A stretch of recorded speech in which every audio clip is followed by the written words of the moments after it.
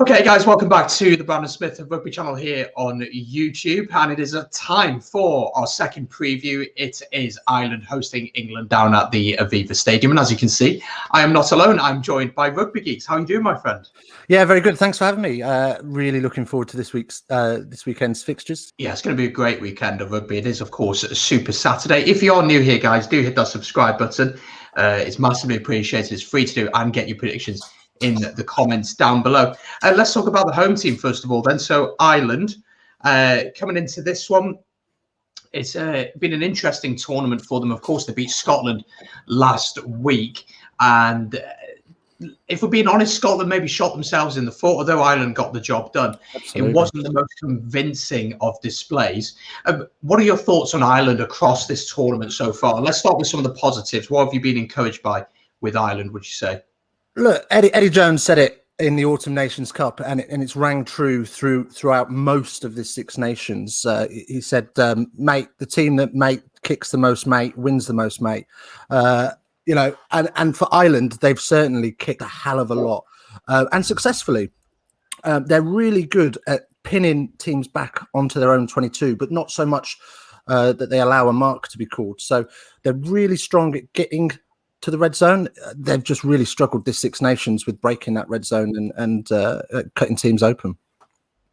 Yeah, I've been encouraged by a lot of their forward play as well. I think their forward play have looked very dominant and able to get over the gain line, something that I think is going to be very crucial in this game. I think Sexton's actually had a decent tournament as well, something he's been very much criticised over the past few years. Let's talk about their game then last week against Scotland. As we said before, Scotland did slightly shoot themselves in the foot, but what really impressed me, as you just alluded to, was their kicking game. Sexton's ability to play the territorial game and put Ireland in the right areas of the pitch was massive in that game. I thought Scotland really struggled with that and tried to play a little bit out of their own half too much, but Ireland knew where to put the ball, knew that Scotland was struggling under the high ball especially. Always went to the corner with the lineouts because let's not get into the Scotland's lineouts, and they use their pack effectively. So that is something they're going to surely look to do this week. Absolutely. The problem they're going to come into with their kick game is their lack of kicking threats. It's something that it seems to be their only real weapon in the Six Nations is their kicking game, which has been really, really strong. And that's absolutely how they tore Scotland apart. Albeit Scotland did come back into the game, and when they did come back into the game, my God, oh my haggis, they looked amazing. They were absolutely ripping it up. There's no word that had they had another 10 minutes, it was Scotland's game. But that's pretty much been their game plan for the whole of the Six Nations is to find that territory and win that aerial battle. Yeah, I think it has been, but I think it has worked. I think the only criticism for Ireland this year has been the lack of creativity. Something we can certainly get onto with England in a second is the lack maybe of a plan B. When it doesn't work, they seem to kick a lot, which has worked to an extent. But when you need that little bit of a spark, you need that player who can create something out of nothing. We haven't seen the likes of James Lowe, who came into the squad, who was expected to do a lot. And if we're being totally honest, has very much struggled, and especially defensively. And that, as we'll see from the team in a second, really reflects on that. Let's move on to England then. Of course, you're English, so you'll give your opinion. Till I die. On Eddie Jones. And let's talk about this campaign then. Obviously started against Scotland, lost that one. We've got to be honest, that was a very poor performance from England. All credit to Scotland. Scotland played very well, should have won by more, but England were very poor in that one. Then you beat Italy pretty comfortably, if we're being totally honest. And then you lost against us, which I won't talk about too much, but let's not get into that. Let's not get into that. Great day for Wales fans. And then, of course, then last week, you go and beat probably the form team in the world in France. So it's been very up and down. What's your assessment of England over the course of the Six Nations? England have been found out. It's absolutely obvious. Wales have done it magnificently when we played them. England base all of their try scoring opportunities through set piece. I wrote down a stat earlier. What was it? 13 of the last 16 tries have come from a line out, starting with a line out. That's where England play the game, and teams just don't kick to touch against them anymore. And rightly so. But when we do have ball in hand, we don't tend to use it. As you said, we've got a very one-dimensional game. We look to use a lot of grunt up front. We've got our carry panzers like Mako and Billy and Genge and Sinclair all looking to do the heavy work. And then if that breaks down, we've got nothing else but the boot. And if we don't use the boot very well, as we didn't against Wales or Scotland, we tend to find ourselves in a lot of hot water. I was impressed, though, against us, when you did get the ball in hand a little bit and play it out to the backs. You did create some problems for us. And I remember Elliot Daly had one brilliant opportunity where there were 3 men outside of him, and we had one defender, and he knocks it forward. So it does hands show, like dildos, Jesus, yeah. it does show that England can play with ball in hand and can create opportunities. But I think against France, what really impressed me was your discipline was so much better. And that's been the real issue for England over the course of this competition, is your discipline. Mario Toje, one of the players who will be highlighted, plays on the edge, came off against France, but previously in the tournament hadn't really come off for him. So I'm wondering about this England team. Can we see more of that attacking play, or do you think that they have to stick to this game plan? Because I felt like the players took the game maybe a little bit into their own hands against Wales. It is very much of the understanding that we are in rugby is secular. So at the moment, we're in a very much kicking phase of rugby. So we have 2 types where we either play territory or we either play fast flow rugby. At the moment, there's too much contest at the breakdown. It makes it too risky for teams to play. There's too much risk of red cards, etc. So it's pointless trying to compete in that situation.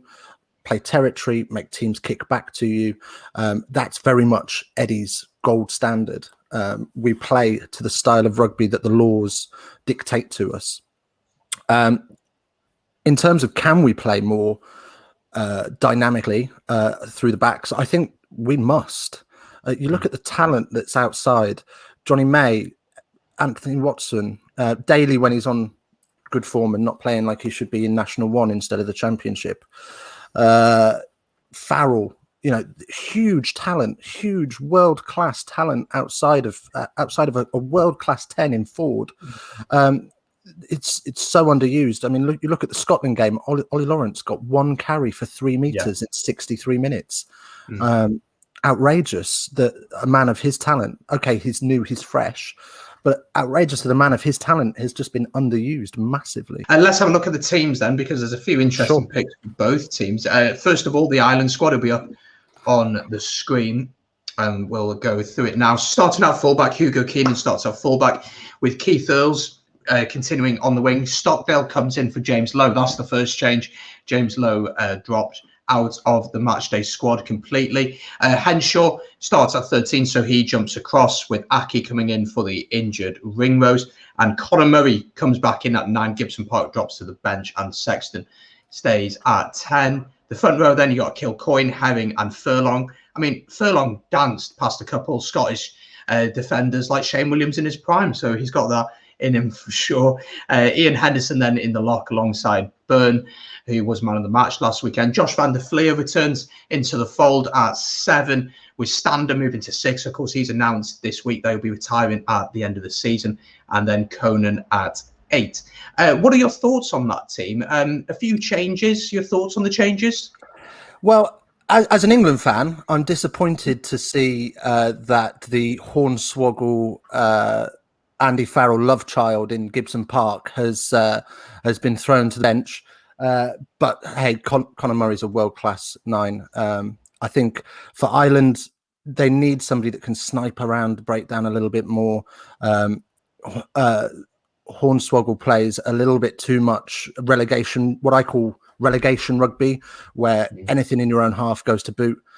He's kicked for 856 meters this Six Nations, which is just far too much for a 9 to be kicking. This is how England decide to line up. So starting out fullback, Max Malins continues at fullback with Watson and May on the wings, with Elliot Daly coming in the centre alongside Owen Farrell. Ford and Ben Youngs are at 10 and 9.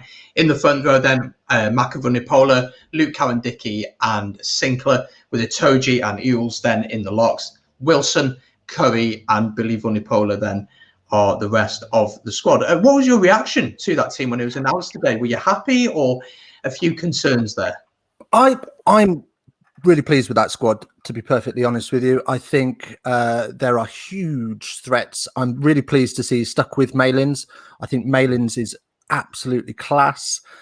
He's going to be, he's not yet, but he's going to be a different gravy. I think against the French, he was only caught out of position maybe once for that spectacular Dupont parry try. That he was a little bit caught out of position, but was he covering Anthony Watson? Yeah, probably. So, you know, other than that, he didn't really put a foot wrong. So on an international stage up against a squad like France, you could find yourself floundering at 15, and he didn't, and he looked really, really comfortable. And actually, throughout the tournament, made Daly look really amateur. Disappointed to see that Lawrence hasn't been selected at 13. I think if you're going to have a 12 that's more of a 10 and a playmaker, you really need somebody that can carry the ball to the line. Get on then to the key battles of the match, because they're going to be battles across the park. For me, I think it's going to be a very physical game. Whoever wins the battle of the breakdown, especially, but also just getting over the game line, getting that quick ball. Ireland dominated at the breakdown last week against Scotland. Is that going to be a concern for England this week, do you think?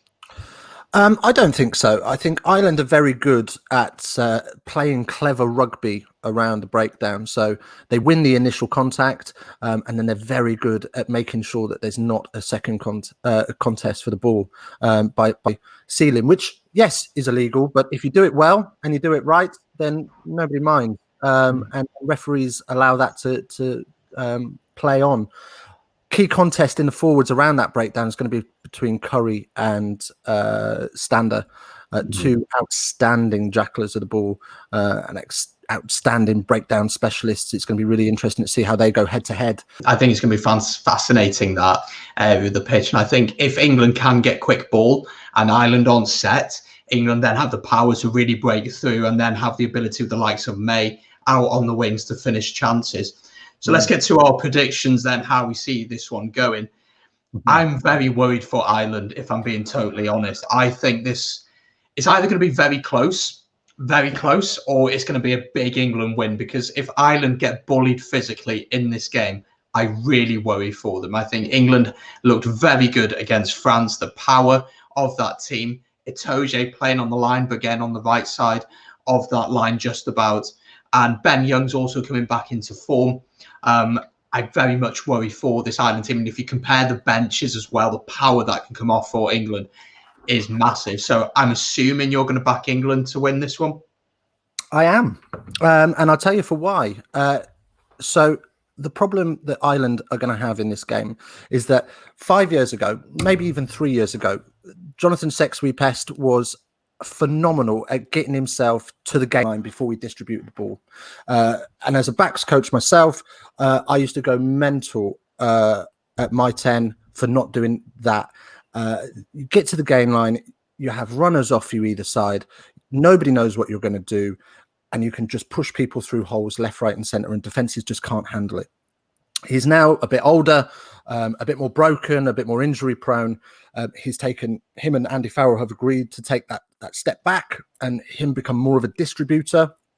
So he's giving up 10 meters every time he distributes the ball, and they just don't. It turns the game for a defense into a VR experience, because they watch the screen pass, they watch the dummy switch pop, they watch the wrap, the loop arounds, all the fancy tricks that we all spend hours deep into the night scratching into our backs notebooks, and they just go, oh yeah, it's gone to 13. Well, we'll tackle him.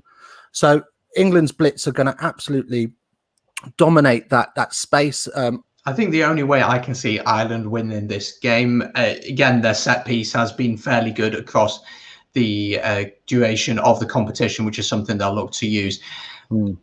it's very difficult to see how Ireland win this one. England last time when they travelled to the Aviva, that was back in 2019. They won that one fairly comfortably, 32-20. I think that was the game where Manu Tuolangi had one of the games of his life for England, and Ireland, again, simply couldn't deal with the physicality of this English side.